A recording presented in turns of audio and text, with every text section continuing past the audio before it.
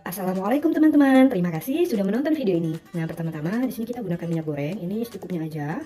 Kemudian saya biarkan dulu sampai minyak gorengnya ini panas. Nah, ini udah mulai panas ya, barulah saya masukkan ini ikan teri. Jadi pilih ikan teri yang agak besar-besar ya teman-teman, agar nanti lebih terasa lauknya. Kemudian ini untuk ikan terinya saya gunakan kurang lebih sebanyak 1 ons atau 100 gram ya. Nah, saat menggoreng ikan teri ini, pastikan api yang kita gunakan itu agak kecil, jadi jangan besar. Karena apa? Agar nanti ikan terinya ini benar-benar matang sempurna, jadi nanti dia sampai ke dalamnya itu nggak alot. Nah, ini kita biarkan dulu, kita masak. Nah, nanti kita masak deh sampai berubah warnanya agak kekuningan ya teman-teman. Nah, ini boleh sambil kita aduk-aduk. Warnanya udah mulai berubah ya. Nah, ini bisa dilihat udah mulai agak kuning kecoklatan. Nah, jika udah seperti ini udah cukup ya, menandakan ikan terinya tuh udah matang dan udah mulai crispy. Kemudian ini kita ketepikan dulu ikan terinya. Nah, minyaknya masih lumayan banyak. Ini api kompornya saya matikan terlebih dahulu. Kemudian langsung kita masukkan telur. Nah, di sini saya menggunakan telur ayam sebanyak kurang lebih 3 butir, atau kalau menggunakan lebih 4 sampai 5 juga boleh. Nah, ini saya masukkan semuanya.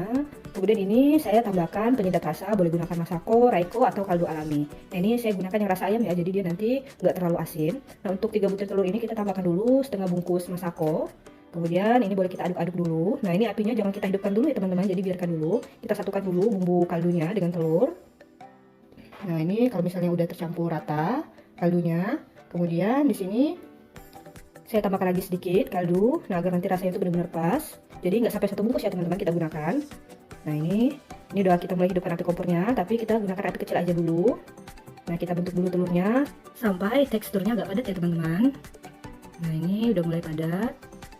Kemudian barulah setelah itu kita boleh satukan dengan ikan teri yang udah kita goreng. Nah, ini telurnya udah mulai membentuk orak-arik ya. Kita aduk terus, jadi minyaknya itu nanti yang mengikat telur menjadi lebih padat. Jadi nanti dia lebih tampak ya. Nah, kita gunakan api sedang, jangan api besar agar ikan terinya nggak hangus. Ini rasanya udah gurih ya, jadi telurnya tadi udah kita tambahkan kaldu, untuk ikan terinya juga udah lumayan asin. Nah, ini kita masak sampai telurnya benar-benar padat. Jadi untuk proses pertama ini sengaja saya belum tambahkan bumbu halus. Jadi ini rasanya tuh udah gurih, tapi rasanya masih belum sip karena belum kita tambahkan bumbu-bumbu halus lainnya. Nah, ini kita matangin dulu. Aduk-aduk aja terus. Minyaknya masih ada. Nah, gunakan api kecil. Nah, ini udah makin padat ya telurnya. Oke, jika udah seperti ini boleh kita kesalin dulu. Sekarang kita akan memulai membuat bumbu halusnya. Pertama-tama saya gunakan 5 sampai 6 siung bawang putih, kemudian bawang merah sekitar 10 sampai 12 siung, saya gunakan agak banyak. Dan ini cabai rawit sekitar setengah on atau 50 gram. Dan tidak lupa saya tambahkan cabai merah besar. Nah, ini semua bumbunya akan saya haluskan ya teman-teman, bisa gunakan blender atau gunakan chopper. Oke, bumbunya tadi udah saya haluskan. Sekarang kita akan mulai memasak bumbu. Nah, ini saya masukkan tadi yang udah saya chopper bumbunya. Jadi tadi saat menghaluskannya kita tambahkan sedikit air. Kalau mau pakai minyak juga boleh ya, tapi kalau dia pakai air tuh dia lebih halus. Nah, ini kita ambil semuanya. Oke, ini kita aduk dulu, boleh gunakan api besar.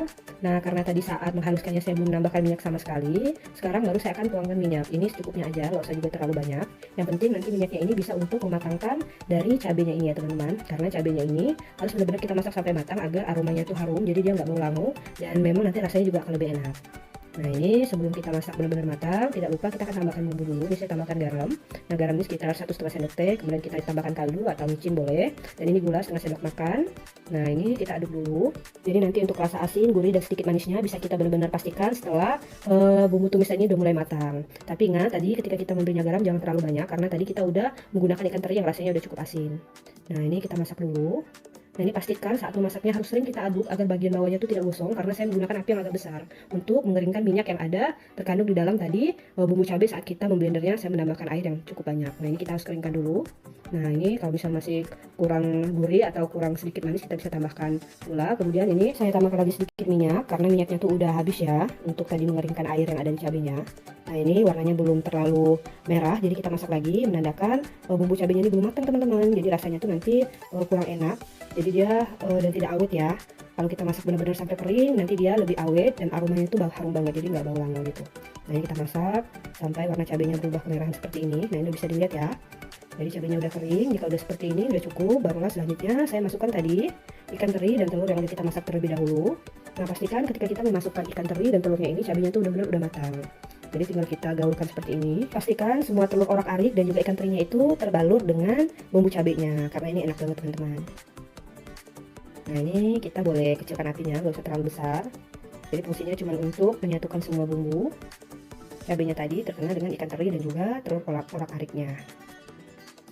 Nah, jadi kalau kamu punya telur dan juga ikan teri di rumah, jangan cuma digoreng atau dimasak biasa, kamu bisa bikin sambal orak-arik yang enak seperti ini. Nah, ini semuanya udah tercampur rata, aromanya juga udah harum. Oke, kemudian boleh kita matikan api kompornya dan akan kita salin ke dalam piring sajian ya. Nah, ini dapatnya banyak banget teman-teman, jadi bisa untuk lauk pagi, siang, sampai malam hari. Untuk rasanya ini jangan diragukan lagi, dijamin enak, apalagi kalau kita makan menggunakan nasi hangat. Jadi kita nggak perlu lauk lain lagi, udah ada telur, ikan teri, dan juga sambal. Kita jadikan menjadi satu. Nah, ini tinggal saya rapikan. Nah, ini udah selesai, sambal teri, telur orak-arik, ini enak banget, tinggal kita makan pakai nasi hangat. Buat kamu yang sudah menonton video ini, terima kasih ya, dan jangan lupa coba di rumah. Salam dari saya, Nada Rafika TV, bisnis ibu rumah tangga. Assalamualaikum warahmatullahi wabarakatuh.